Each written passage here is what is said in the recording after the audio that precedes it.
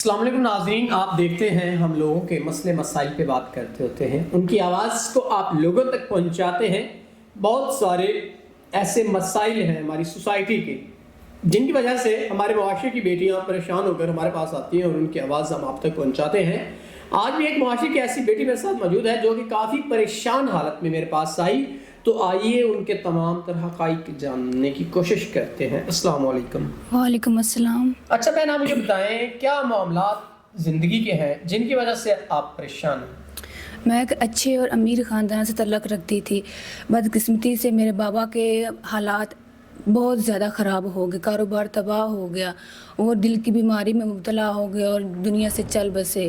اب وہ قرض لینے والے لوگ ہمارے گھر میں آتے ہیں، طرح طرح کی باتیں کرتے ہیں کہ ہمیں اپنا جسم دے دو، ہم آپ سے قرض نہیں لیں گے۔ میں ایسا سوچ بھی نہیں سکتی، استغفر اللہ۔ میں ایسے پیسے پہ لعنت بھیجتی ہوں۔ میں 5 وقت کی نماز پڑھتی ہوں، قرآن پاک پڑھتی ہوں، لیکن اب میں نے فیصلہ کیا ہے کوئی اچھا انسان ہو جو میرا خیال رکھے، کوئی میرے سے نکاح کرے، مجھے عزت دے، میں نکاح کرنے کے لیے تیار ہوں۔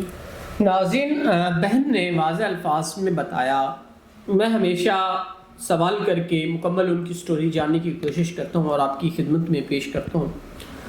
بہن نے اپنے تمام تر مسائل، اپنی تمام تر الجھنیں، تمام تر پریشانیاں آپ لوگوں کو بتا دی کہ وہ کس قدر پریشان حالت میں اپنی زندگی کو سروائیو کر رہی ہیں، اور ایک عورت کے لیے کس قدر مشکل ہوتا ہے اس معاشرے میں تنہا رہنا اور حالات کو فیس کرنا۔